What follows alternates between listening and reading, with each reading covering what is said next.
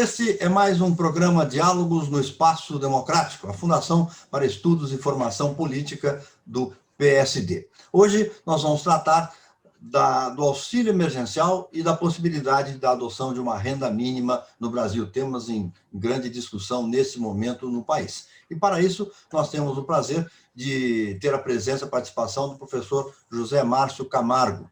Ele é economista pela Universidade Federal de Minas Gerais e PhD em economia pelo MIT.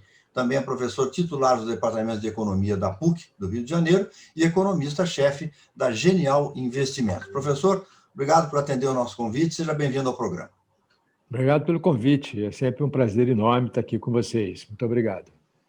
Nós vamos ter a participação nesse programa do economista Roberto Macedo, colaborador do Espaço Democrático, assim como o cientista político Rogério Schmidt e também do economista Luiz Alberto Machado. Professor, eu gostaria de começar pela questão do auxílio financeiro emergencial aos brasileiros que a pandemia deixou sem renda de uma hora para outra. Parece até que já existe uma decisão política de adotar essa medida. Agora, como financiá-la, né, parece que é o problema. Na sua opinião, existe um caminho mais viável entre todos os que estão sendo aventados? Não, quer dizer, o auxílio emergencial foi super importante o ano passado, no auge da pandemia, tá certo? Porque quando você teve aquelas medidas de lockdown, que as pessoas não podiam sair de casa, tá certo? Essas pessoas, esses chamados invisíveis naquele momento, que são basicamente, não tem nada de invisível, né? Na verdade, são os informais que nós encontramos todos os dias na rua. Certo? Simplesmente são pessoas que, do ponto de vista do Estado, não têm nenhuma documentação, são invisíveis nesse sentido, tá certo?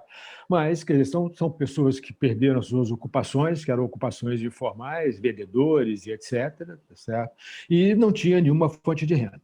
Então, o auxílio emergencial cobriu esse buraco, né? Quer dizer, o auxílio emergencial lá em meados do ano passado, no segundo semestre do ano passado, cobriu esse buraco, deu renda a essas pessoas e fez com que, em alguns casos, em algumas regiões do país, a renda média distribuída por esse auxílio emergencial, transferida por esse auxílio emergencial aos chamados invisíveis, é inclusive maior do que uma boa parte dessas pessoas ganhavam quando estavam na atividade. Então, isso foi super importante. Eu acho que, na verdade, quer dizer, tem um ponto curioso aqui, que lá, quando o auxílio emergencial foi aprovado, existia uma expectativa de que a pandemia ia durar 3, 4 meses, tá certo? A gente se lembra, a gente deve se lembrar que lá em março, abril, quando a pandemia começou, se intensificou de verdade, a expectativa da maior parte da sociedade é que vamos durar aí uns 3, 4 meses e depois vamos sair lá. Não foi assim que aconteceu. Mas o auxílio emergencial ele foi desenhado com esse framework, com essa ideia de que, olha, vai durar aí uns 3 ou 4 meses, vamos cobrir esse período, que é o período crítico da pandemia. Mas a pandemia se estendeu, o auxílio emergencial teve que ser diminuído e agora você tem um problema fiscal grave, né? Quer dizer, o auxílio foi super importante para evitar que essas pessoas caíssem na pobreza absoluta, tá certo? Na extrema pobreza, só que agora você tem um problema fiscal extremamente grave, você tem uma dívida que hoje já é no quase 90% do PIB, você tem uma dificuldade de financiar essa dívida. Então, você tem agora que a ideia, como a pandemia não acabou, pelo contrário, teve um aumento de número de casos, de número de mortes aí no final do ano passado e no começo do ano desse ano. É verdade que nos últimos 15, 20 dias o número de casos começou a cair de forma mais ou menos sistemática, tá certo? Mas ninguém consegue prever o que vai acontecer com essa pandemia, nem mesmo os epidemiologistas. Então, não dá para você voltar a projetar o fim da pandemia daqui a 2, 3 meses. Muito pelo contrário, a gente vai ter que... a vacinação é que vai ser fundamental nesse sentido. Então, quer dizer, agora a gente tem esse problema, como fazer?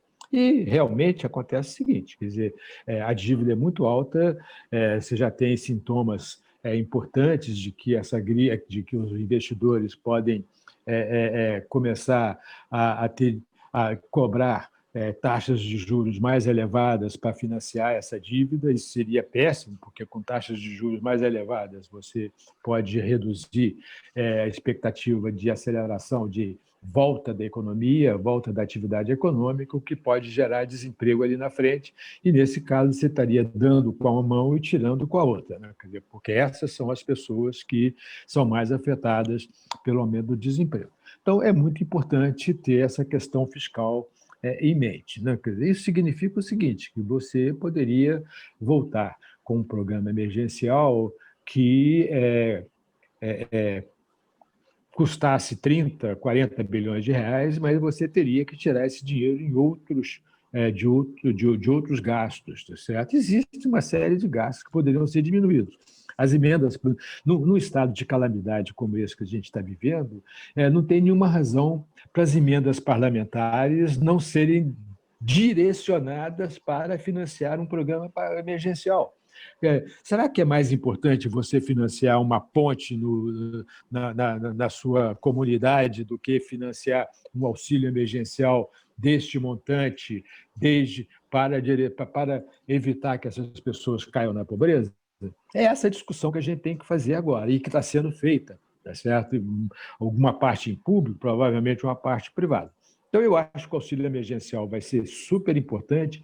Agora, a gente não pode perder de vista que isto é um programa conjuntural, não é um programa permanente, é emergencial. Tá certo? A gente precisa resolver o problema estrutural da economia brasileira, que tem a ver com o funcionamento do mercado de trabalho, tem a ver com o funcionamento da economia, que é o grande número de trabalhadores informais. Por que o Brasil tem tantos trabalhadores informais?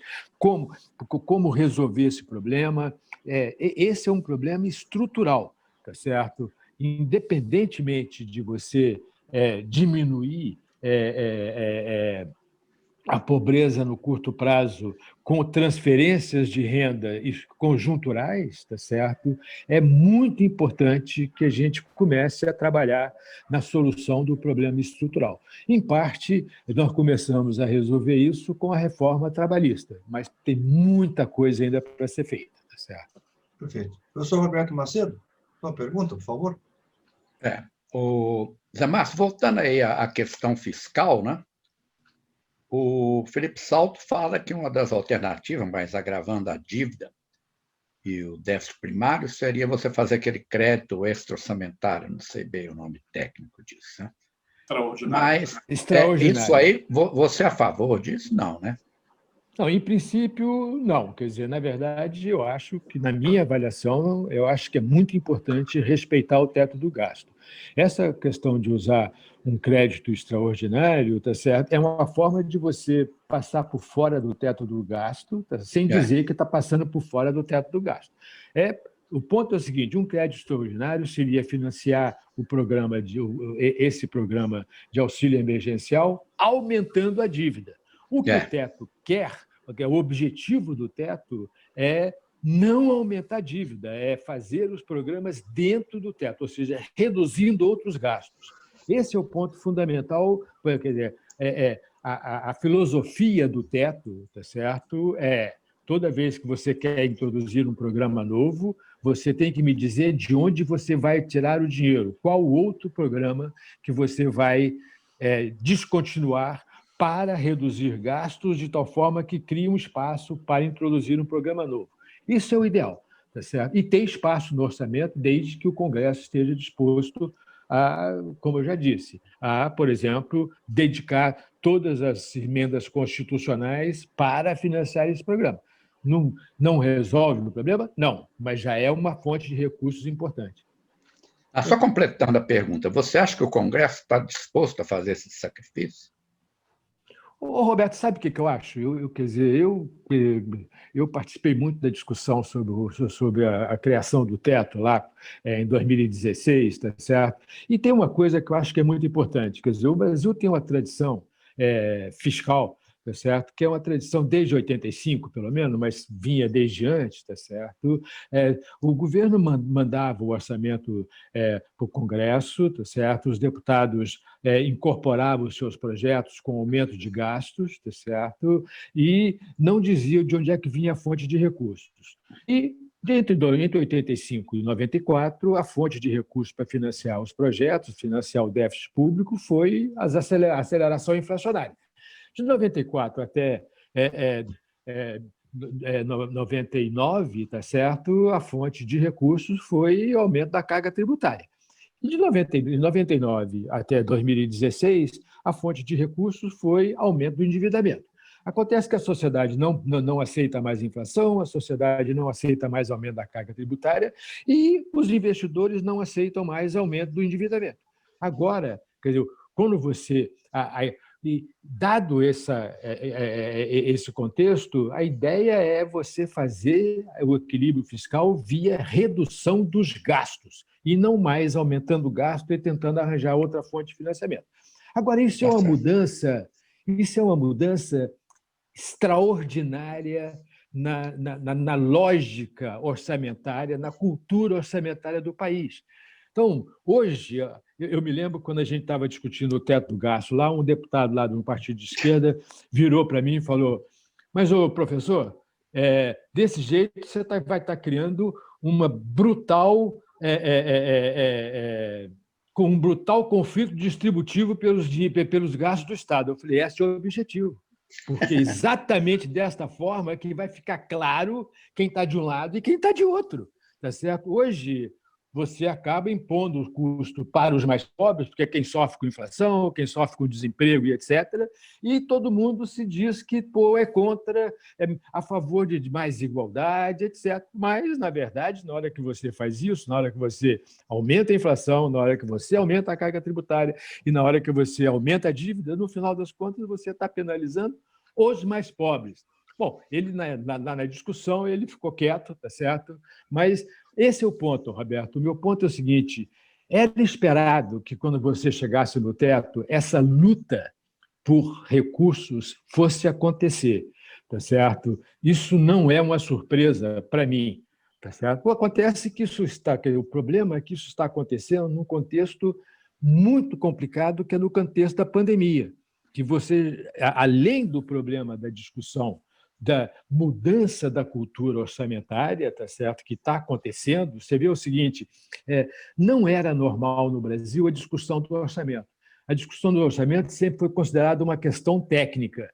Hoje está na primeira página de todos os jornais. A primeira página, a manchete de todos os jornais hoje no Brasil é a discussão do orçamento.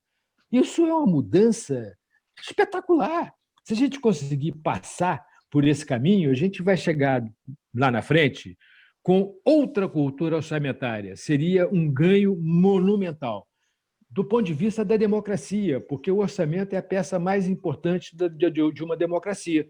Tá certo? A discussão do orçamento é a discussão mais importante de qualquer democracia madura. Tá certo? Os Estados Unidos, a Alemanha, tá certo? O Reino Unido. No Brasil, isso nunca foi uma discussão. No Brasil, isso não era um problema, tá certo? Ninguém queria saber dessa discussão de orçamento. Agora é a manchete da primeira página de todos os jornais. Uma parte do objetivo foi conseguido. Agora é conseguir manter o orçamento dentro do teto. Vamos ver se a gente consegue fazer isso esse ano, apesar da pandemia, tá certo? Muito bem. Muito obrigado. Um rápido esclarecimento: o professor Roberto Macedo fez referência ao Felipe Salto, que é diretor da Instituição Fiscal Independente do Senado Federal, que acompanha as contas públicas no Brasil. Feito o esclarecimento, Rogério Schmidt. Já participou também de um debate conosco. Exatamente. Já participou de um diálogo, não foi um diálogo, foram os nossos encontros no Espaço Democrático, com plateia e tudo. Vamos lá, Rogério. Zé Márcio, você é reconhecido com justiça, né, como um dos principais, não só formuladores intelectuais, né, mas também do desenho, né, a implementação prática, né, dos programas de transferência de renda condicionada. do Brasil. Acho que o Bolsa Família é um grande exemplo que todo mundo conhece, né? Eu queria que você explorasse um pouco melhor as diferenças, as vantagens e desvantagens, né, dos programas de transferência de renda condicionada, como é o caso do Bolsa Família, né, que é algo que me parece que é algo que veio para ficar, né? Nenhum governo quer abrir mão disso. E programas como o auxílio emergencial, que são, como você lembrou bem, conjunturais, né?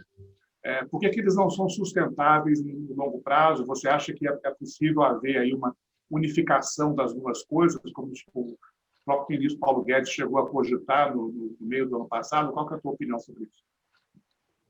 Bom, eu acho que vale a pena contar um pouco a história desses programas condicionados, de transferência de renda. Eu acho que lá no final dos anos 80, tá certo? Meados dos anos 80, o senador Eduardo Suplicy tinha uma proposta de criar um programa de renda mínima universal, tá certo? E ele, uma vez, tá certo? Na época, na verdade, foi no final dos anos 80. Na época, na verdade, eu tinha uma relação relativamente próxima com o PT, então eu conhecia bem o senador Eduardo Suplicy, que a gente conversava com alguma frequência. Um dia ele me ligou e falou: ô Zé Márcio, é o seguinte, naquela página da Folha que tem a favor e contra, tá certo? Vai ter a proposta é fazer uma discussão sobre a favor e contra o programa de renda mínima. Você não quer escrever um artigo, tá certo, a favor do programa de renda mínima? Eu falei: senador, eu não sou a favor do programa de renda mínima, tá certo, universal. Então, eu não posso escrever um artigo a favor do programa universal de renda mínima. Eu posso escrever um artigo contra, tá certo, um programa universal de renda mínima. Ele falou: ótimo, então faça-o, tá certo? E, na verdade, qual era o ponto? Quer dizer, a gente tinha um grupo de economistas lá na PUC, que é coordenado por mim, para os padrões PUC, que é um departamento muito pequeno, tá certo? A PUC do Rio, era um grupo grande de pesquisadores, professores e estudantes que estudavam essa questão de pobreza, desigualdade e mercado de trabalho. Tá certo? Eventualmente se acoplou esse grupo, um outro grupo do IPEA, tá certo? Com o Ricardo Paz de Barros, que era o coordenador, que passamos a trabalhar junto. Nesse jogo aí, tá certo?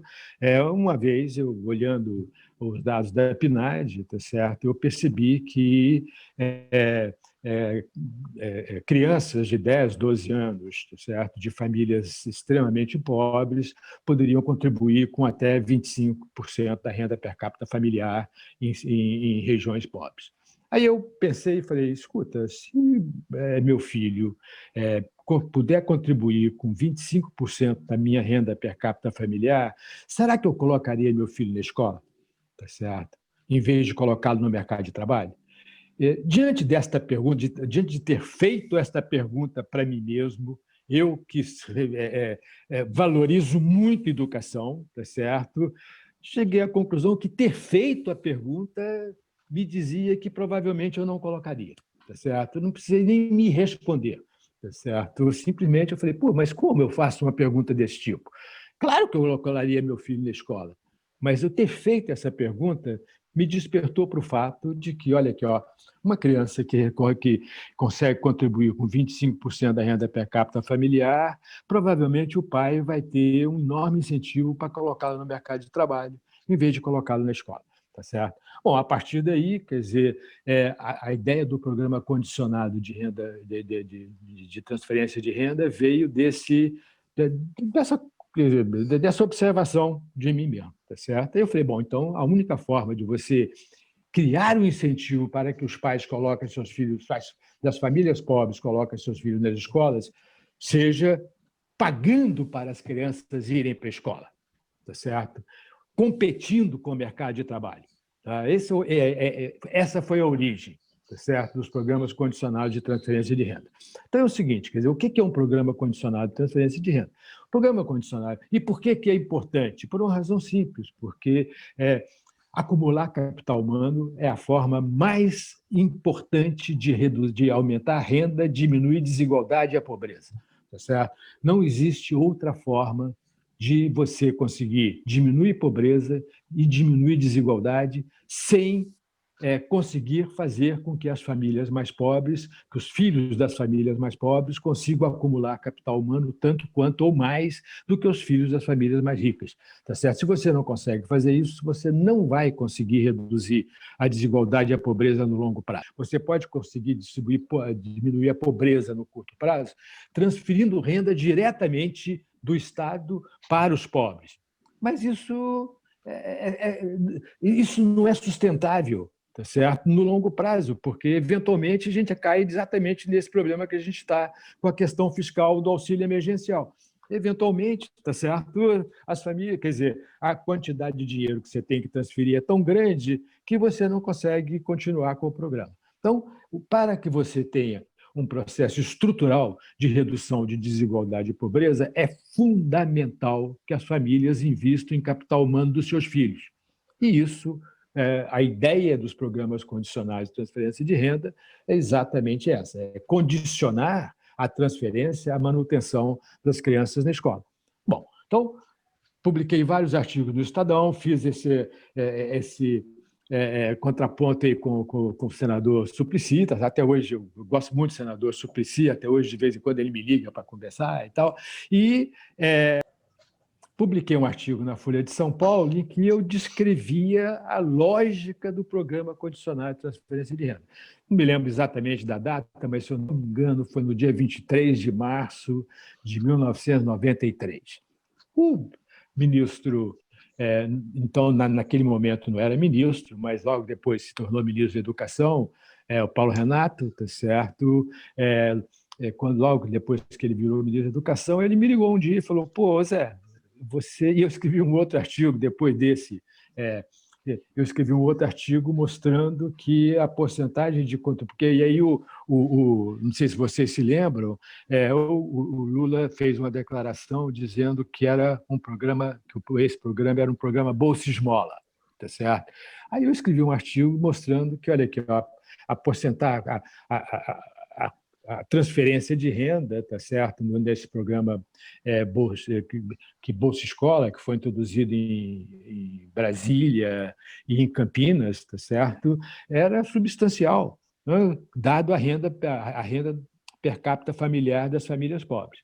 Aí o Paulo Renato me ligou e falou: pô, Zé, você não quer me ajudar a nacionalizar esse programa? Eu falei: claro, pô, espetacular, fiquei super contente, tá certo, e trabalhei com o Paulo nesse programa aí. Muito bem. Quando o presidente Lula se elegeu, tá certo? Bom, aí nesse meio tempo, eu com o Chico Ferreira, que na época era professor lá do departamento também, e hoje está no Banco Mundial, decidimos universalizar o benefício. Então, foi daí que surgiu o Bolsa Família. Na época, nós chamamos o benefício de benefício universal, de benefício único, não me lembro mais nem o nome direito. Mas era basicamente o embrião do Bolsa Família, que é exatamente a mesma coisa, só que agora universal, que vamos universalizar o programa. Então, a diferença entre um programa condicionado de transferência de renda e um programa não condicionado de transferência de renda são os incentivos. Tá certo? Tem muita gente que critica a ideia de só transferir a renda se a família coloca as crianças na escola. Afinal de contas, as famílias deveriam ser obrigadas a colocar a criança na escola. Eu me lembro de ter uma discussão desse tipo com um grande sociólogo brasileiro, tá certo? Que eu não vou mencionar o nome aqui, que ele dizia: não, isso devia ser uma obrigação. E se o pai não colocar o filho na escola, ele devia ser preso. Eu falei: olha, escuta, tudo bem, cara, você acredita em coerção, eu acredito em incentivo. Se você prende o pai, quem é que vai gerar, quem é que vai trabalhar para gerar recursos para essa família? Tá certo? Isso não é uma solução razoável. Tá certo? Então, eu prefiro tentar gerar o incentivo correto. O incentivo correto aqui é comprar o tempo da criança que poderia estar no mercado de trabalho. Então, essa é a principal diferença. Quer dizer, o programa emergencial, o caso do programa emergencial, é um programa emergencial. Certo? Um programa de transferência, um programa condicionado de transferência de renda, ele tem efeitos de longo prazo. Ele está efetivamente tentando aumentar o estoque de capital humano daquelas crianças de famílias pobres, tá certo? Essa é uma diferença fundamental. Professor Zé Márcio Camargo, o economista Luiz Alberto Machado nos enviou uma pergunta gravada para esse programa. Vamos ouvi-la. Professor, o grande best-seller no campo da economia nos últimos tempos foi O Capital no Século XXI, do Thomas Piketty. Recente pesquisa da Academic Influence aponta os 25 economistas mais influentes da década de 2011 a 2020. E entre eles, vários têm se dedicado a um ramo da pesquisa chamado de economia da desigualdade. O senhor veria nisso uma tendência? E ela já chegou ao Brasil ou são poucos os economistas brasileiros debruçados sobre essa realidade? O professor Piketty, tá certo? O livro do Piketty, ele, na verdade, é uma reação ao aumento de desigualdade que aconteceu nas economias desenvolvidas nos últimos 20, 30 anos, decorrentes fundamentalmente da globalização, do processo de globalização que aconteceu nesse período. Certo? Foi como reação a esse processo de globalização e o aumento da desigualdade. Por que a globalização gerou desigualdade dentro dos países desenvolvidos? Simplesmente porque uma parte grande da produção dos países desenvolvidos se transferiu para os países emergentes, principalmente para os países asiáticos, tá certo? E, com isso, quer dizer, você aumentou a desigualdade nos países desenvolvidos, mas, tá certo? Por outro lado, diminuiu a desigualdade no mundo, tá certo? Então, apesar do livro do Piketty mostrar que teve um aumento da desigualdade nos países desenvolvidos, se você pegar a desigualdade no mundo nesse período, a desigualdade no mundo diminuiu. Por quê? Simplesmente porque uma parte grande da estrutura produtiva que estava concentrada nos países desenvolvidos se transferiu para países emergentes e países pobres que tinham uma renda per capita muito baixa. Então, na hora que você faz a conta, tá certo? Você vai ver o seguinte, que teve uma grande redução da desigualdade e da pobreza ao longo desse período em que houve no mundo, de modo geral, ao longo desse período em que houve aumento da desigualdade no mundo desenvolvido, que foi o que originou esse livro, que é um best-seller, certo? O problema da desigualdade é uma novidade no mundo desenvolvido, não é uma novidade no mundo emergente e não é uma novidade no Brasil.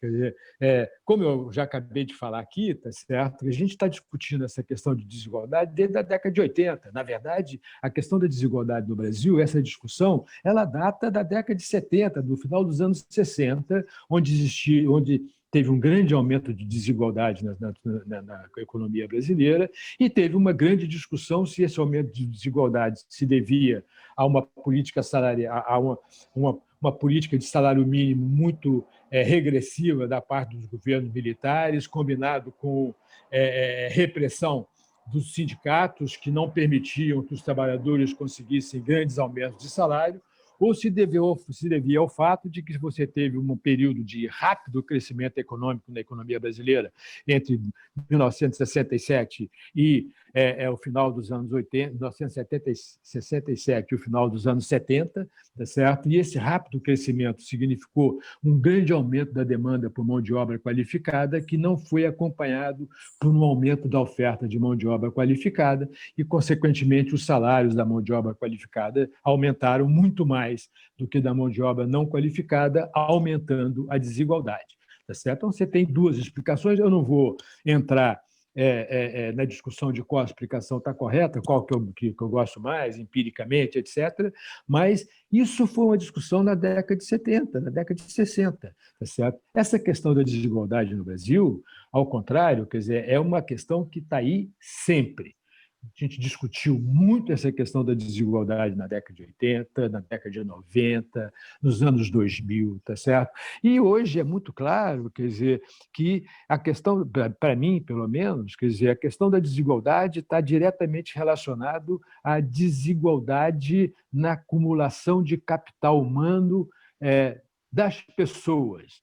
E a acumulação de capital humano está diretamente relacionado à quantidade de capital humano já acumulada pelas famílias. E isso é um problema, porque famílias que têm muito capital humano, as pesquisas mostram, de neurociência, mostram que crianças de famílias cujos adultos têm muito capital humano acumulado têm mais facilidade e maior capacidade de acumular capital humano do que crianças de famílias cujos adultos têm pouco capital humano acumulado. Isso significa o seguinte, que ao longo do tempo você tem uma tendência para aumentar a desigualdade se você não interferir no processo de acumulação de capital humano das famílias que têm pouco capital humano acumulado, que são, em geral, as famílias mais pobres. E aí volta aquela questão dos programas condicionados de transferência de renda. Quer dizer, é um primeiro passo nessa direção, mas é muito importante, tá certo, você criar condições para que as famílias que têm pouca renda e têm pouco capital humano acumulado, tá certo, consigam fazer com que seus filhos acumulem mais capital humano, tá certo? Toda a ideia de educação pública gratuita está relacionada exatamente a isso, tá certo? Quer dizer, a ideia da educação pública gratuita é igualar ao máximo a capacidade de acumulação de capital humano de todas as famílias, independentemente do nível de renda dessas famílias. Agora, você não consegue, esse é o problema, porque nas casas, dentro das famílias, das casas, tá certo? Tem uma pesquisa que sempre me impressionou muito, que mostra o seguinte, famílias que têm livros dentro de casa, independentemente de ler ou não ler os livros, tá certo? Os filhos dessas famílias têm maior capacidade de acumular capital humano do que os filhos das famílias que não têm livros dentro de casa, independentemente de que as famílias leiam ou não leiam esses livros. Provavelmente isso deve ser verdade, porque as famílias que têm livro dentro de casa devem ler de alguma forma alguma coisa, tá certo? Então, ainda que eles falem que não estou lendo nada e tal, mas deve ter alguma cultura de leitura, tá certo? Então, esse é um ponto super importante. Ou você quebra esse vínculo, tá certo? Ou você consegue criar condições para que as famílias acumulem capital humano, independentemente da quantidade de capital humano que os adultos daquela família têm, ou você vai ficar aumentando sempre a desigualdade, que é o que acontece no Brasil. Nós temos uma educação pública de muito baixa qualidade, tá certo? A educação pública no Brasil, em média, obviamente, é claro que tem exceções, mas, em média, quando você olha quando você olha o desempenho dos alunos nos testes padronizados internacionais, em média, os alunos da educação que vêm de escolas públicas brasileiras têm um desempenho muito pior do que os alunos que vêm das escolas privadas, tá certo? E muito pior que o do resto do mundo. Então, isso está simplesmente reproduzindo e aumentando a desigualdade que já existe no país, tá certo? A gente precisa de resolver o problema da qualidade do sistema educacional brasileiro, principalmente do sistema educacional público. Se a gente não conseguir resolver esse problema, nós vamos aumentar a desigualdade sistematicamente, como tem acontecido nos últimos 40 anos, exceto por alguns momentos em que você tem programas de transferência de renda, isso diminui um pouquinho a desigualdade, mas a tendência, quando tem redução de desigualdade, é uma tendência muito lenta, como aconteceu de 92 até 2013, tá certo? 2011, basicamente. Você teve uma tendência de redução da desigualdade, mas que era basicamente conjuntural. Qualquer crise faz com que a desigualdade dispare. E agora, com a pandemia, a situação é muito, muito grave. Quer dizer, as escolas privadas conseguiram, em grande parte, resolver seu problema via remota, como nós estamos fazendo aqui, tá certo? Eu, por exemplo, lá na PUC, eu dei aula os 2 semestres remotamente, tá certo? As universidades federais não deram aula, tá certo? Isso significa, no caso da universidade, nem é tão problemático, porque são adultos. Mas, no caso da criança, tá certo? Só para dar um último ponto, o auge da capacidade o auge da capacidade de desenvolver, o auge que o ser humano, o auge de capacidade de desenvolver a capacidade de aprendizado no ser humano se dá entre 6 e 7 anos de idade. A partir daí, a capacidade de desenvolver a capacidade de aprendizado, tá certo? Diminui sistematicamente até atingir um patamar lá aos 15, 16 anos. Isso não significa que você fica menos burro. Não, não fica menos burro. Aquilo que você aprendeu, tá certo? Você não fica menos burro. Não, não é esse o ponto. Isso significa o seguinte, isso significa que se te apresentarem uma questão difícil de resolver, algo que você nunca viu, quando você tem 10 anos de idade, você resolve essa questão muito mais facilmente do que quando você tem 50 anos de idade. Esse é o ponto, tá certo? Então, você tem que explorar o fato de que a capacidade de aprendizado está na infância. E isso é muito importante, que afeta diretamente a desigualdade. Perfeito. Mais uma pergunta, professor Roberto Macedo? Zé Márcio, eu gostei muito dessa retrospectiva que você fez aí do Bolsa Família, certo? Eu não sabia, ou não me lembrava, do papel que você teve e o cumprimento por isso, certo? Porque eu sou a favor dessas transferências condicionais de renda, certo? Inclusive, aqui, uma vez, o Suplicy levou lá na USP um economista bélgica para discutir o projeto dele, e ele falava o seguinte, que no início aí da humanidade, você vivia dos frutos da natureza, certo? Então, cada um fazia seu esforço de coletá-los. Depois, com os fechamentos das propriedades, né, e passar a ter propriedade privada, você excluiu gente da coleta dos frutos da natureza. Então, caberia sustentá-los. Mas isso não significa que eles não tenham que continuar a trabalhar ou fazer alguma coisa, sabe? Porque eles não trabalhavam antes, né? Então, teria que fazer isso. Então, eu acho que é uma justificativa muito mais. Gostei muito também de você falar dos livros, que minha casa tinha livros, e a curiosidade me atraiu para os livros. Né? Claro, esse é o ponto. Tinha uma espécie de um estante lá cheio de livros, minha mãe tinha sido professora, e eu acabei abrindo aquilo. Tinha uma coleção famosa na época, chamada Tesouro da Juventude, com 18 volumes. Tinha na minha casa também. Ele tratava de ciência, arte e ética. Exatamente. Um fenômeno aquilo. E tinha figurinhas, tinha fotos e tudo, era uma coisa fenomenal. Sabe? Agora, você falou até 6 anos, mas eu tenho lido muitas coisas aí sobre o Heckman, né, que fala que você tem que ir na primeira infância, 0 a 3. Eu tenho defendido muito a ideia. De menos 3 meses. Defendido muito a ideia que o governo devia estender esse programa Saúde da Família, programa de saúde e educação da família, visitar as famílias, né, para ver se estão cuidando das crianças, que envolve brincar com as crianças, conversar com elas, sabe? Dar jogos assim de toquinho, aquelas coisas mais simples. E eu tenho defendido muito essa ideia, mas até agora não pegou, não. Na verdade, Roberto, os dados mostram que a criança começa a aprender, tá certo? A aumentar a sua capacidade de aprendizado na barriga da mãe, com menos 3 meses de idade. E aumenta essa coisa e atinge o seu ponto mais alto até os 4 anos e meio, tá certo? E aí começa a cair, tá certo? E cai rapidamente. Não é que a pessoa fica mais burra, ela simplesmente vai ficando mais difícil, vai ficando menos flexível, tá certo? A cabeça. Esse é o ponto. Ela precisaria de mais estímulo externo, né? Exatamente. O Heckman mostra, tem vários artigos do Heckman que ele mostra o seguinte: se você perde esses primeiros 4 anos de idade na educação da criança, é extremamente difícil essa criança se recuperar, tá certo? Extremamente difícil.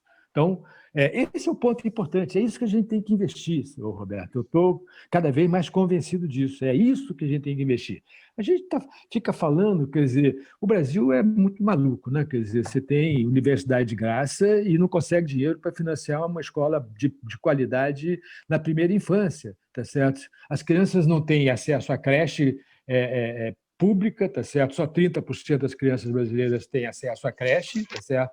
E a maior parte delas creche privada, mas a universidade é gratuita, pô, tá certo? Para todo mundo que passar no vestibular. Então, Isso é totalmente fora de propósito, tá certo? Você tem que concentrar um pouco lá na creche, colocar todo mundo na creche. Não, eu tenho uma proposta que não é nenhuma novidade, que eu tenho uma proposta de criar um voucher, dar um voucher, não, um vale para que as famílias paguem creches privadas para famílias pobres, paguem creches privadas para seus filhos, tá certo? Na campanha eleitoral, na última campanha eleitoral, eu coordenei o programa do ministro Henrique Meirelles, tá certo? E lá nesse programa a gente colocou exatamente isso, que você descontar os impostos das creches e dar um voucher para que as famílias pobres possam colocar seus filhos em creches privadas, porque não tem creches públicas, tá certo? Então, eu acho que isso é absolutamente prioritário. Mas no Brasil, as pessoas não estão muito preocupadas com isso, aparentemente, tá certo? As pessoas estão preocupadas, sei lá, com outra coisa. Então, agora, desigualdade não se resolve sem diminuir a desigualdade na distribuição de capital humano na população. Sem isso, você não consegue reduzir desigualdade de forma estrutural. Mesmo assim, é difícil. Tá certo? A desigualdade é um problema difícil. Agora, voltando ao Piketty, uma coisa que ele não fala é que, ao longo desse processo de globalização, você tirou milhões de pessoas da pobreza. Milhões, tá certo? Mas, na verdade, bilhões. Mais de 1 bilhão de pessoas foi retirado da pobreza ao longo desse processo aí de globalização, exatamente com a transferência de estruturas produtivas dos países desenvolvidos para os países emergentes, que eram os países mais pobres, principalmente os asiáticos, tá certo? Que tinha milhões, ainda tem milhões de pessoas na pobreza, mas diminuiu muito a pobreza exatamente por causa dessa transferência. Isso não significa que você precisa ser a favor da globalização, isso significa que condenar a privatização, a globalização, porque gerou desigualdade, você teria, para ser justo, você teria que dizer que, ao mesmo tempo, diminuiu a pobreza. Perfeito. Rogério Schmidt, sua segunda pergunta, por favor. Zé Márcio, uma pergunta mais, sei lá, conceitual, assim. Você acha que esse período de pandemia que o Brasil, o mundo inteiro está atravessando, fortalece aqueles que dizem, a tese, né, daqueles que dizem que é possível conciliar responsabilidade fiscal com transferência de renda, com política social? Quer dizer, será que nós vamos sair dessa crise de saúde num momento onde haverá esse mesmo consenso que existe, por exemplo, no Brasil em relação à responsabilidade fiscal vai passar a vigorar também no que diz respeito à importância das políticas sociais de transferência de renda, especialmente? Olha, Rogério, eu acho o seguinte, eu acho que essa pandemia ela mostrou uma coisa super importante, quer dizer, ela mostrou que é muito importante você ter espaço fiscal para poder fazer programas emergenciais quando esses programas emergenciais se tornam necessários, tá certo? Caso os países que estão reagindo melhor a essa pandemia são exatamente aqueles países que têm mais espaço fiscal para responder à pandemia. Então, isso acho que é uma lição que eu acho que o mundo vai aprender, sim. Quer dizer, eu acho que o Brasil está tendo mais dificuldade que o Chile, por exemplo. Por quê? Porque o Chile tem muito espaço fiscal e o Brasil tem muito pouco espaço fiscal. Então, isso vai ser uma coisa que vai estar conosco no futuro. Quer dizer, então, acho que esse é um ponto importante, eu acho que vai ser uma lição que vai sim ser aprendida. Isso significa, eu tenho dito, tá certo? Eu acho que o Brasil, quer dizer, está mudando, vai ter que mudar, já falei, quer dizer, vai ter que mudar a sua cultura orçamentária. Né? Quer dizer, o Brasil tem uma cultura orçamentária que é uma cultura orçamentária de aumentar gasto e depois a gente decide de onde é que vem os recursos para financiar esse aumento de gastos. Essa pandemia está forçando o Brasil, dado que você tem um teto de gastos, mas está forçando o Brasil a discutir de onde vai vir o dinheiro. tá certo? Isso é uma mudança espetacular na cultura orçamentária do país, tá certo? Agora não tem essa coisa de que, olha aqui, eu tenho um programa aqui que é ótimo, sensacional, super legal, todo mundo vai ganhar. De onde é que vem o dinheiro? Antes, se não tivesse o teto do gasto, tá certo? Ninguém estava discutindo de onde é que ia vir o dinheiro para financiar um programa emergencial. Isso não seria uma discussão, tá certo? Simplesmente porque esse programa emergencial ele é muito importante, todo mundo concorda que ele é muito importante. Todo mundo concorda que você precisa sustentar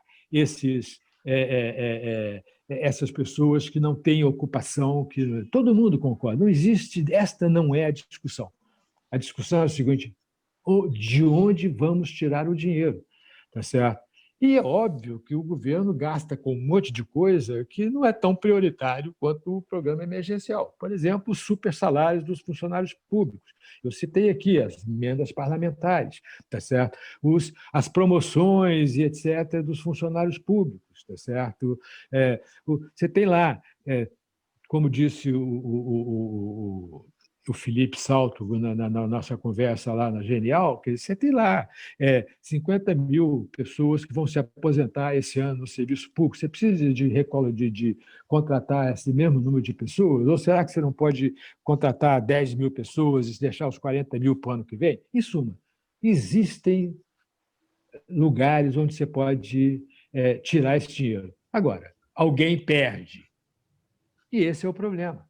E é isso que na discussão do teto do gasto, o deputado lá de esquerda chamou atenção. Você vai gerar uma enorme guerra distributiva no país. Esse é o objetivo, exatamente esse é o objetivo, é deixar claro quem vai perder e quem vai ganhar. Porque hoje parece que ninguém perde, mas está lá. Quando vem a inflação, você sabe quem perde. Quando vem o desemprego, você sabe quem perde. E vem a inflação, vem o desemprego. Essa é a história do Brasil, tá certo? Até esse momento. É aí que entra o famoso e imbatível poder das corporações, né? Que dificultam tudo. Professor, quero agradecer demais a sua participação aqui no Diálogo no Espaço Democrático. Fica aqui um espaço para o seu recado final. Bom, eu quero agradecer, foi um prazer enorme estar aqui com o Rogério, eu já trabalhei com o Rogério lá no início dos anos 2000, tá certo? O Roberto, que eu conheço há muito tempo, tá certo? E que de vez em quando a gente se encontra, mas né, raramente, porque ele está em São Paulo, eu estou no Rio, então, quer dizer, agora vai ficar mais fácil de encontrar, porque via remota, tá certo? Mas foi um prazer enorme estar aqui com vocês. Muito obrigado pelo convite e espero ter sido útil aí com essas ideias que muita gente acha que são excessivamente duras, tá certo? Mas faz parte da vida. Bom, professor Zé Márcio Camargo, obrigado, Roberto Macedo, obrigado, Rogério Schmidt, obrigado, Luiz Alberto Machado, pela participação mais uma vez brilhante aqui no nosso diálogo. E eu agradeço a você que nos acompanhou até agora nesse programa. Muito obrigado e até o próximo programa.